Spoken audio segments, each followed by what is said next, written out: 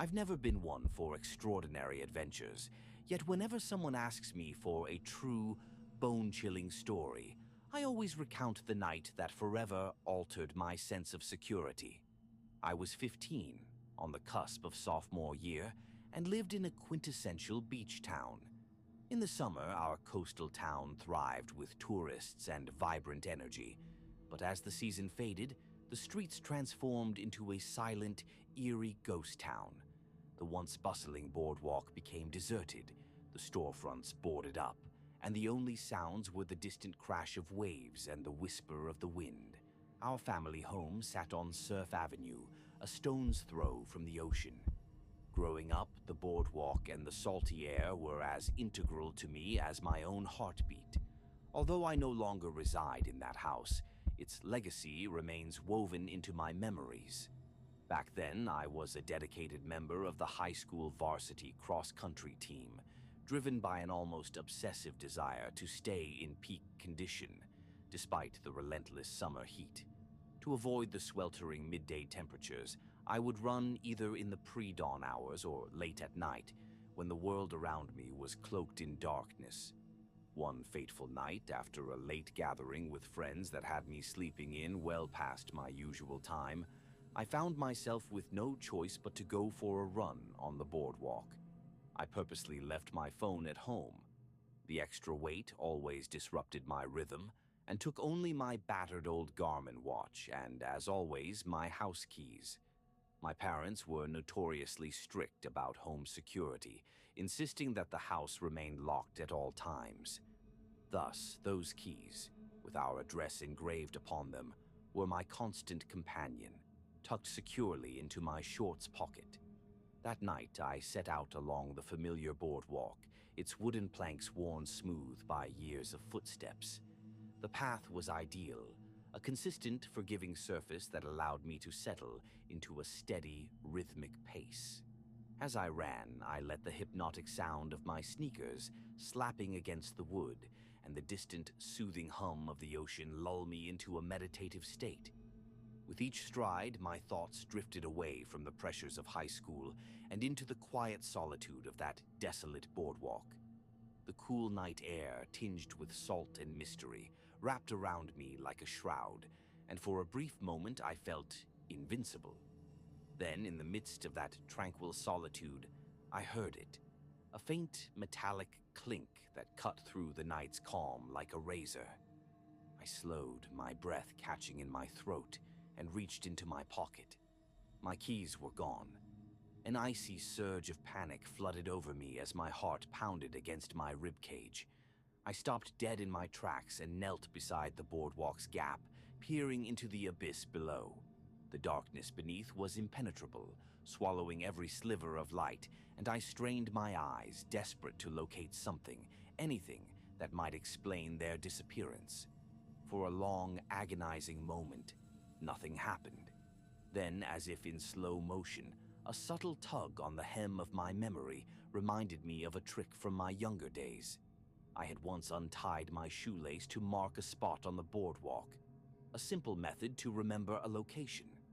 Clinging to that small hope, I knelt down and untied my shoelace, letting it dangle between the worn planks. I thought that perhaps by marking the spot where I suspected the keys had fallen, I could retrace my steps. But as soon as I straightened up, something inexplicable occurred. A sudden, almost imperceptible tug on the free end of the lace pulled it down into a narrow crack between the boards. In a heartbeat, the shoelace, and with it, any indication of where my keys might be, vanished into the darkness below. A chill of dread ran through me as I realized I wasn't alone beneath that boardwalk. Whatever or whoever lurked there had taken my marker. The very idea that a stranger in the dark might now possess my house keys, keys that granted access to the only home I'd ever known, made my blood run cold. Anger, panic, and a surge of determination overwhelmed me. I couldn't let some unseen presence claim ownership over something so personal. I had to retrieve them. Without a moment's hesitation, I bolted from my halted run and leaped off the boardwalk into the cold, unforgiving sand below. The transition from the smooth, predictable surface of the boardwalk to the rough, uneven terrain of the beach floor was jarring. The air here was different, damp, heavy, and filled with a nauseating stench. It was as though the very ground exhaled a foul miasma, a sickly blend of rotten seaweed and stale beer.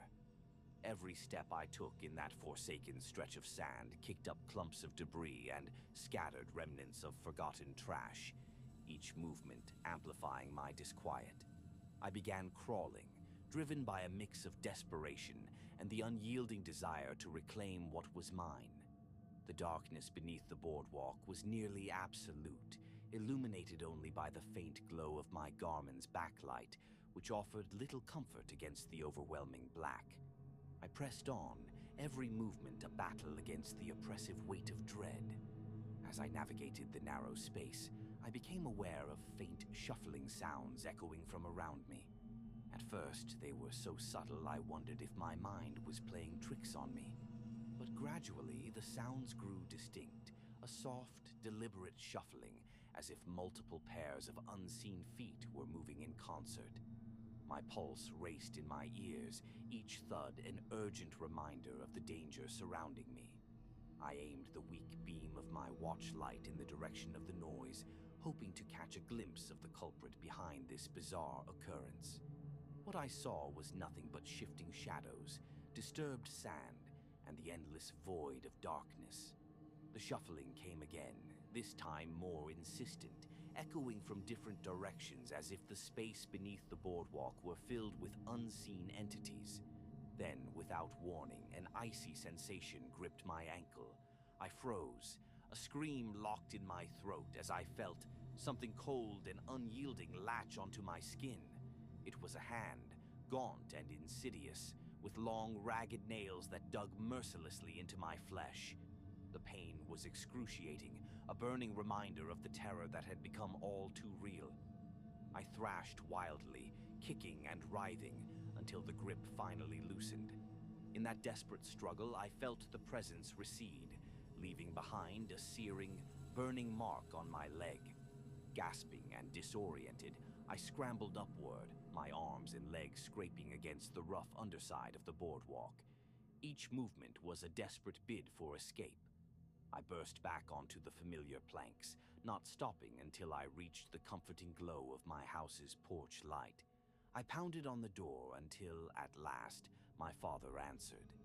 His face was etched with shock and anger as I stuttered out the harrowing events, the lost keys, the disappearing shoelace, the inexplicable presence beneath the boardwalk. His initial fury soon gave way to a deep, unspoken fear. The next morning, a locksmith arrived and changed every lock on the house, but the memory of that night remained etched into my very soul. Even after that ordeal, the terror did not end. A few mornings later, I awoke to a series of frantic knocks at the front door. The sound was jarring in the pre-dawn silence, a series of rapid, insistent knocks that set my heart racing. I lay in bed, paralyzed by a mix of dread and disbelief, until I finally mustered the courage to approach the door. Peering through the peephole, I saw nothing but an empty, dark street. With trembling hands, I opened the door to reveal no one. Yet, as I stepped back inside, I noticed a single, unmistakable detail. On the doormat lay a shoelace, the very shoelace I had used to mark that terrible spot. A chill ran down my spine as I realized that whatever had been down there had left a token, a message that I was not free of its grasp. Days turned into weeks, and though the locks were changed and the boardwalk incident became a whispered legend among my friends, I could never shake the feeling of being watched. Every time I passed by that desolate stretch of wood, every late-night run along the beach, I was haunted by the memory of that relentless grip, the cold hand that had nearly held me captive beneath the boardwalk. It wasn't just the loss of my keys or the physical scars on my leg. It was the knowledge that something dark and inexplicable had invaded my world. Even as time went by and I tried to move on, the boardwalk always carried an air of sinister mystery. a reminder that the night hides secrets best left undisturbed. And so I learned a hard lesson that night. Some things, once lost, are never truly recovered, and some encounters in the darkness leave marks that never fade. The memory of that night still haunts me, a constant reminder that even in the most familiar places, there can lurk an unspeakable terror waiting to reach out and claim what is yours.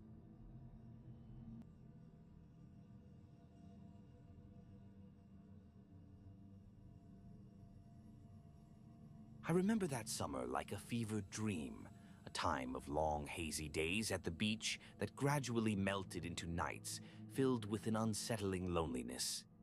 I was 22, spending a weekend at the shore with a group of friends in the most budget-friendly Airbnb you could imagine. It was our final night at the place, a night when the beach, usually bustling with energy, transformed into a desolate expanse under a moonlit sky. We had spent the evening gathered around a bonfire on the beach, sharing stories and drinks until the early hours, when most of my friends finally succumbed to exhaustion. But I wasn't ready to end the night. After the bonfire, I decided to take a solitary walk along the boardwalk, a stretch of weathered wood that, at night, carried an eerie quiet. There's something haunting about a boardwalk at night, the way the gentle murmur of the ocean seems to carry whispers from another world, and the empty shadowed path feels as if it stretches into infinity. I walked slowly, my bare feet padding softly on the cool wood, letting the solitude of the off-season soothe my frayed nerves. As I strolled, the beach around me lay silent. Storefronts were dark and shuttered, and the few remaining street lamps cast long, ghostly shadows across the deserted pathway. The atmosphere was both calming and disconcerting, a rare, paradoxical blend of serenity and isolation. I enjoyed these moments when the world felt as though it belonged solely to me, a quiet escape from the relentless pace of life. Eventually, nature's call disrupted my reverie. Reluctantly, I turned toward one of the public bathrooms along the boardwalk, a weathered, beat-up structure that had clearly seen better days. Its faded paint and broken light fixtures only added to its unsettling aura. I pushed open the creaking door and was immediately hit by a pungent odor, a mix of stale bleach and something far more sinister, a smell that clung to the air like a warning. Inside, the bathroom was dimly lit, with only a few flickering fluorescent lights struggling to illuminate the grimy interior. I made my way to the farthest stall, thinking that the isolation would provide some semblance of privacy. I locked the door behind me and tried to relieve myself quickly, eager to leave this unwelcoming place behind. But then, as I began to finish, I heard it, a slow, deliberate creak of the stall door opening. My heart jumped and I froze. I wasn't expecting anyone. I listened intently. The sound was faint, yet unmistakable, a soft shuffle of footsteps echoing off the grimy walls. I held my breath, straining to discern where the noise was coming from. It seemed to originate from somewhere within the cramped space, as though someone, or something, was moving just out of sight. I pressed myself against the cold, stained wall, my pulse pounding in my ears. Moments later, the sounds receded into an eerie silence. I exhaled shakily, convinced that perhaps it was just my imagination. I finished up as quickly as possible and reached for the stall door, only to find that it wouldn't budge. I jiggled the latch, growing increasingly frantic. The door remained stubbornly shut, trapping me in a confined space that suddenly felt far too menacing. Then I heard the soft footsteps again, closer this time, unmistakably deliberate and measured, circling around as if someone was watching me. Panic surged through me. I banged on the door, calling out for help, but received only the echo of my own terrified voice in response.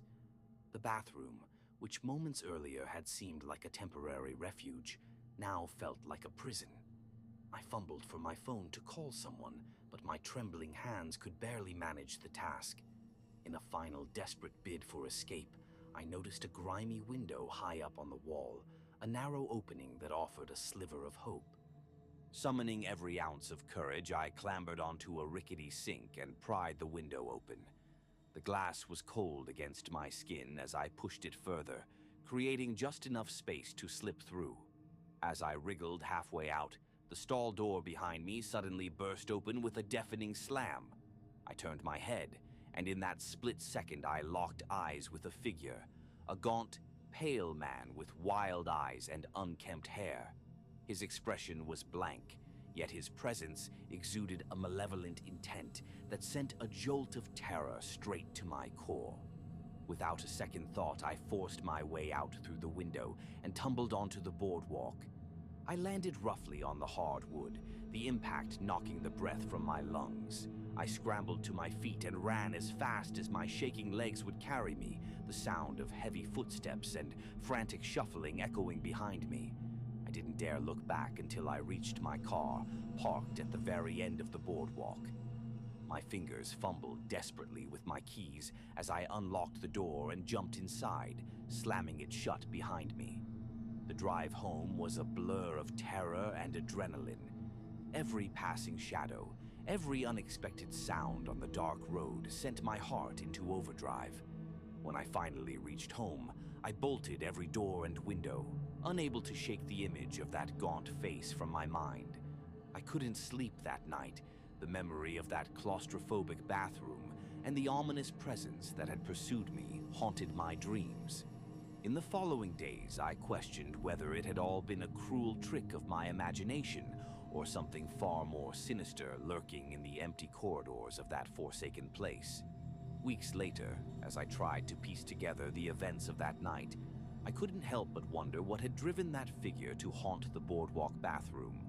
Had he been a vagrant, a disturbed local, or something otherworldly, a specter born from the dark corners of a forgotten beach town? The questions multiplied, and the answers remained as elusive as the flickering lights of that dilapidated structure. I eventually learned that the building had a troubled history, its walls rumored to have witnessed unspeakable acts and lingering malevolence. Yet, no official records or eyewitness accounts could fully explain the terror I experienced that night. Even now, years later, the memory of that harrowing experience remains etched in my mind. When I pass by the boardwalk on a quiet night, I sometimes catch a glimpse of movement in a darkened window, or hear a faint creak that sends a chill down my spine. The desolate beauty of a beach town in the off-season, with its empty streets and haunting silence, is forever marred by that encounter, a reminder that some places harbor secrets that are best left undiscovered.